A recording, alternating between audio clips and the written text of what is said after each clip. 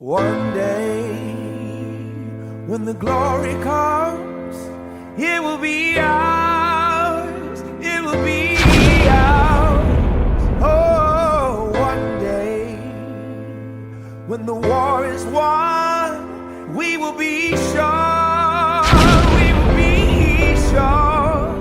Oh, glory, glory, oh, glory, glory, glory, oh, glory, glory. Now the war is not over, victory isn't won, but we'll fight on to the finish, and then when it's all done, we'll cry glory, oh glory, oh.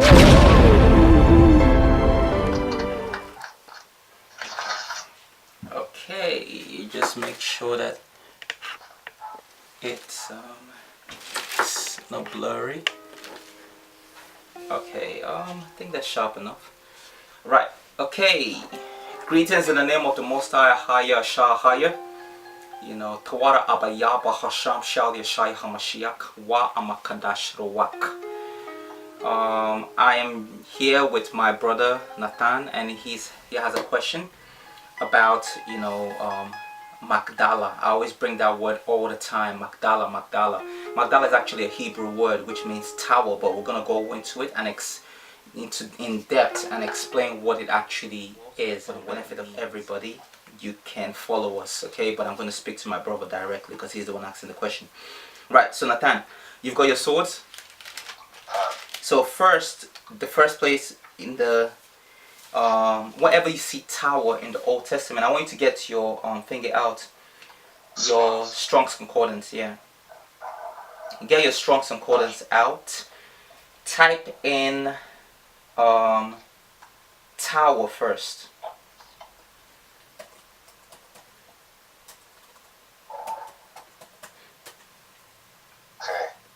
Right.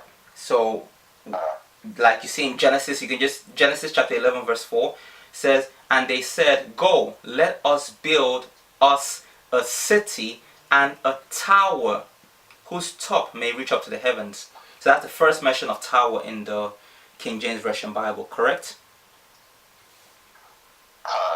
Sorry, I went into the Strong's. I searched and the Strong's not on the Bible.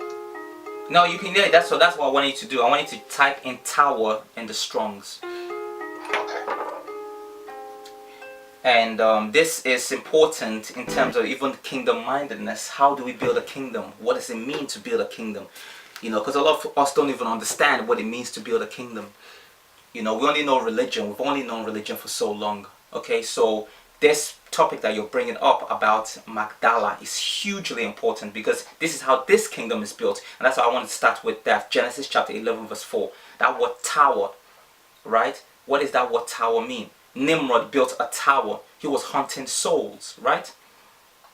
He says he built up a tower whose city reached the top of the Shamayam. What does that mean? Right? So type in, have you typed in tower? Have you clicked it? Okay, click it now. Find out what's the Strong's number. Oh man, there's a lot of Strong's numbers in there. Specifically for that tower in Genesis 11:4. That's the one I want specifically.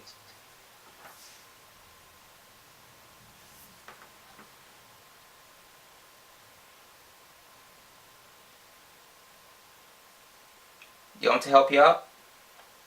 Okay, yeah, I got it. Okay, what have you got? H4026. H4026. Can? H4026. And what's the Hebrew word? Magdalah. Right.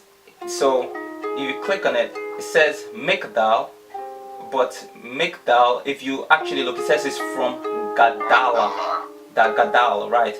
The word is actually Magdalah. The original Hebrew word for tower is Magdalah. But obviously, because of the Yiddish, you know, they have mixed up our language, but the original word is Magdalah. You see Magdalah, it says Magdal, and then it goes on the side to say Magdalah. Do you see that? Yeah. Magdala, Magdala, right? So they just confuse. That's confusion. The original word is Magdala. Okay, well, we're gonna see that word again when we go to the New Testament. But I want you to see the importance of the tower that was built. Like Nimrod was building a Magdala. So in building the kingdom, the system that you see, Babylon that we see today, right, is a Magdala. The church, the Kahala, is supposed to be a Magdala. But what does that mean? So now, in saying that, let's go to the occurrence of the actual word. So I want you to type in Magdala itself in the Strongs. So type in Magdal,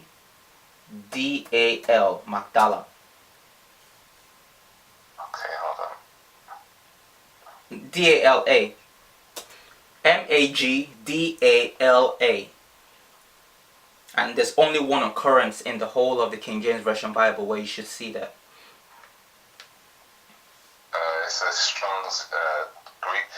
Right?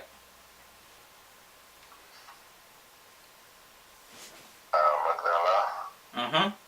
A tower. A tower. On the western shore and facing the lake of Beautiful. A tower. So you see the same thing. It's telling you what the meaning of that word Magdala is. It's a tower. And then if you look, it says to compare it with H4026. Because that's the root word. It's a Hebrew word. Right? So but then you see something very significant here.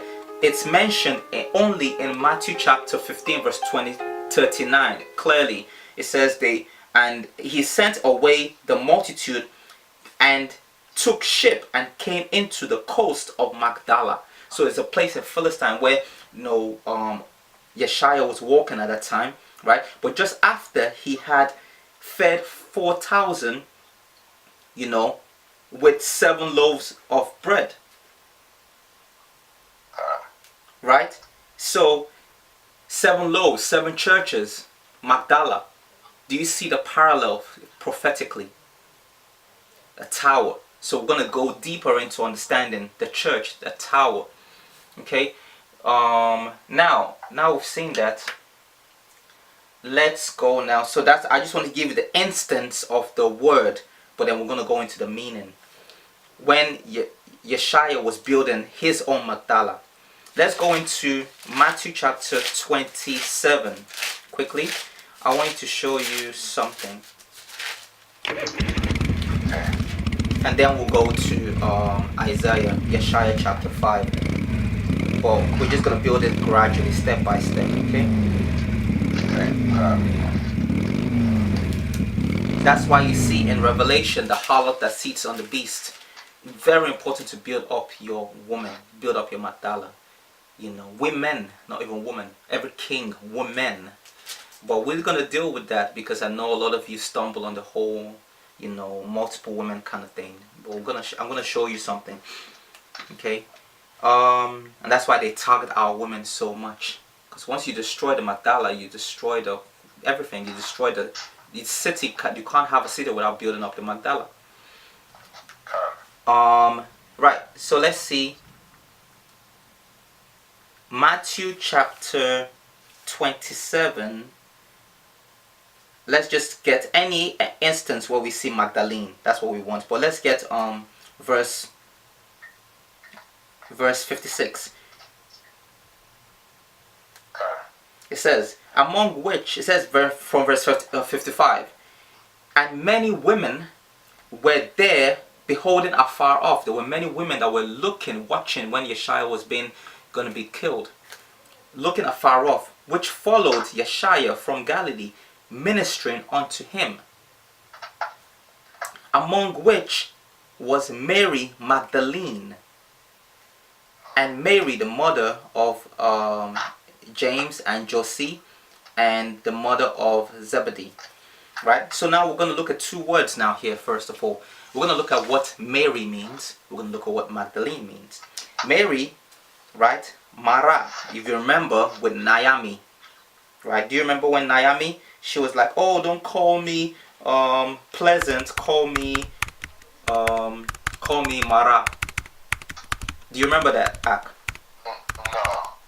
It's in Ruth chapter 1 verse 20. Do you remember the story of Ruth? You remember Naomi, her mother-in-law?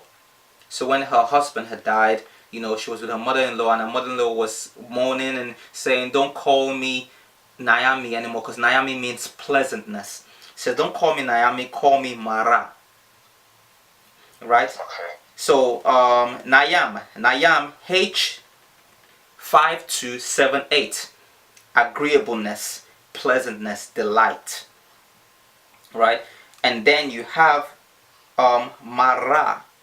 Mara is the Hebrew word H4784, and that means literally, do you want to check this out quickly, or do you want me to just keep on going and you take notes? Take notes, sir. Okay, because I'm aware that I might be going too fast. Mara means, that's the root word for where you get Mariam from, which is H4813. They're all connected together. Mara, H4784, is the root word for Mariam, where you get Maria, Mary from, right? And it means rebellion, bitterness. H4805, Mara. Okay, so write all of these Strong's numbers down. Once you type in Mary, it should all link together and you find the root of all these words. Okay, and it means bitterness, rebellion, and that's what most of our women are dealing with right now. So that's what Naomi said, look, don't call me pleasantness anymore, because that's what the house of our higher is supposed to be, pleasant. That's why you see, you know, Batia, where Yakab, where you saw the Malaks ascending and descending, right? What they call Bethel, that's pagan, but the original word is Batia. Was a woman in Hebrew, it's called Bak. A man is Ban. Okay, so when it says the house of a higher, Bataya. Okay, Bayat, that's the better pronunciation. Bayat, you know, it's the women that build a city. Okay, it's the Magdalah. So that's where he was seeing the Malaks ascending and descending on the Son of Man. That's what the church is supposed to be. That's what the Kahal is supposed to be. Okay, let's keep on building this. So what I want you to see there is the Mara. That's what Mary means. It comes from the root word Mara, bitterness. That's what most of our women are bitter today. Now let's see the word Magdalene. Would you see where it comes from? So type in your Strong's Act. Type in Matthew chapter 27. Go to Matthew chapter 27. Let's do it that way. Matthew 27, where we saw Magdalene, just go to Matthew 27:56. Is the number G3094? Let me check it out. 1 second. Let me get the Strong's number. Matthew 27 verse 56. Hold on. Let me click this off first. If you're following me online, I want you to get your Strong's out. You got to check all the Hebrew words. You got to check all these things out so you can get a deeper understanding. So I want you to really follow me, okay? It's something you can replay. Play it back. Play it forward. You know, check it. You know, if I'm going too fast, I know I do speak too fast because that's how my mind works. My mind works very fast. Precept on precept. Bam, bam. I'm connecting it together. You know, and that's why it's always good to have it recorded. You know, so that you can go back to it again. Take your time and chew it. Meditate on the word day and night, that you might do all that's written in it. So I'm trying to bring you deep mysteries to understanding what this whole thing is all about, so that you know how to build. You Malaks, you know how to build your Malaka. You know how to build your Magdalah. You know, or else you ain't building no kingdom if you don't build up your women. Okay, and understand. Very, very important. Okay, so we're going to Magdalene. What did you say the number was? G3094. That's correct. G3094. Now I want you to click on that and tell me where it's derived from. It tells you feminine of a derivative of what? Magdalah. Magdalah, right. G3093. That's the root word for Magdalene. Magdalah. Can? Right. So that's now we see when Mary was called Mary Magdalene. The name that our people were given at that time is not just given names for given name's sake. They were called that for specific reason. Every name is prophetic. So Mary was called. Most of the women were called Mary at that time because there was bitterness in Yasharallah. That's what Naomi was trying to say. Don't call me, pleasantness anymore. My Hamashiach is gone. Call me Mara. Call me bitter. As a nation of people, we are bitter because we're cut off. How shall we sing the songs of Zion in a strange chapter land? 137, the whole of Psalms 137.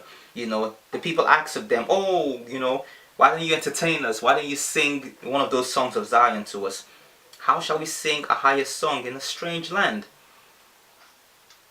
This is what our souls are crying. That's why the women were called Mara at that time, bitterness, rather than pleasantness. But now Yeshua has come to restore all things so that we can be a house of salvation again, so that we can be pleasantness to all nations. Our light can shine to all nations and all generations.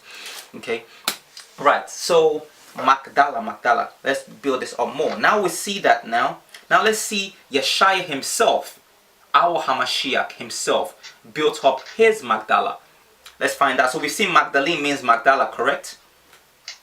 And we've seen Magdalah means tower, correct? We saw Nimrod built a tower that reached up to the Shamayam. You see in when the first place where he ever had an encounter, right? He called the name of the place Bayat Yah, which is the house of Ahaya. Do you remember that? Let's get that first, actually. Which bit you say? Give me that precept. I want you to give me the precept for Yakab. You know when Yakab had his first encounter, where he saw the. Genesis 30. Oh no, you're talking about Genesis 32 in terms of like him wrestling with the Malak, right? I'm speaking about where the name Bayat Yah, the house of Yah, where it first came up, was the church. The church is the house of Yah, right? So where the first instance of the name, that name Bayat Yah, where it came on first, where did we get that? Bayat Yah. Yakab saw something, right? And he saw a gate to the Shamayam. Remember, we saw Nimrod built a tower that reached up to the Shamayam. Well, what's Bayat Yah? What is that? Bayat Yah is what they call Bethel today, which is pagan. No. I don't remember that one. Genesis chapter 28.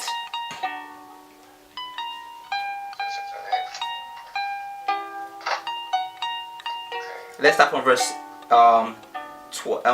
12. I want to show you the parallel. I'm trying to show you something. Open up your mind. Listen. Because if you don't understand this, you don't understand what it means to be kingdom-minded. Nimrod was building a kingdom. This kingdom you see today is built on the same template. Okay? If you see, they're masons. Masons just means builders. Right? The kahal, the elect, are supposed to be builders. So if you say you're part of the elect, the 10,000 saints, then you're a builder. What does it mean? The church, builders. That's why he talks about in 1 Peter chapter 2, you are living stones being built up. The habitation of Abaya, of the Al-Hayam, Ahaya. Alright, so let's keep on going. Genesis chapter 28 from verse 12. Can? Right. Let's start from verse 11. It says from 10. And Yakab went out from Barashaba and went toward Haran. And he lighted upon a certain place and tarried there all night. So he was running away from Esau, just like we are running away from Esau right now today, prophetically. Okay, and then stumbled onto something. Let's keep on going. Because the sun was set, and he took off the stone of that place and put them for pillows and lay down in that place. to sleep. So he rested himself there. Let's keep on going. Verse 12. And he dreamed, and behold, a ladder set up upon the earth. Pay attention now. The ladder was set up upon the earth. Are you still with me, Ak? The ladder was set up upon the earth. Let's keep going. And the top of it reached to the Shamayam, to the heaven. And behold, the Malaks. That word angel is pagan. It means kings, the Malaks. The saints, the elect are 10,000 Malaks. That's why Yeshaya is the king of kings. Let's keep going. And behold, the Malaks of Ahijah ascending and descending on it. Ascending and descending on that tower, that ladder that was built on the earth. Okay? And then let's just jump down now to verse 17. And it says, and he was afraid and said, how dreadful is this place? That's what you see in Acts 2. Great fear came on the people. And not everybody could join them. You see that in Acts 5. After Ananias and Sapphira were killed for their conduct, not everybody could join them. That's what the house is supposed to be. So what we see today is not the church. Okay, let's keep on going. And it says, and he was afraid and said, how dreadful is this place? This is none other but the house of Ahijah. This is none other but the house of Ahijah. Great fear came. Let's look at the parallel now. Hold that. Let's go to Acts quickly and then we'll come right back. Because the reason why I want to go here so that you can see it. So you understand what the house of Ahijah is supposed to be about. What the Magdalah is supposed to really be about. Okay. Now let's go to Acts chapter 5. I'm just going to jump straight to the point. Let's start from verse 32 and then we'll jump to verse 11. Acts chapter 4 verse 32 and then Acts chapter 5 verse 11. Acts chapter 4 verse 32. And the multitude of them that believed were of one heart, one soul. Neither said any of them that aught of the things which he possessed was his own, but they had all things in common. And with great power gave the Canaan, which is Canaan is priest. Ram means high priest. I'm teaching a little bit of Hebrew as well. So when you say apostles, they were high priests. There was an order of the Levites. So most of the time it's because of the Greek. That's why you never see apostles in the Old Testament. Okay, so and gave the apostles, I use apostles because that's what you are familiar with, but we need to change our mindset, we need to be transformed, we need to renew our mind, get back to our ways. Okay, we're not Greeks, we're Hebrews. And with great power gave the apostles witness of the resurrection of Yeshua HaMashiach, and great Hassad was upon them all. Grace is pagan, so I use Hassad. Now, neither was there any among them that lacked. That's what the Kahal is supposed to be about, the church, right? Now let's jump down now to Acts chapter 5 verse 11. It says, and great fear came upon all the Kahal, all the church, and upon as many as heard these things.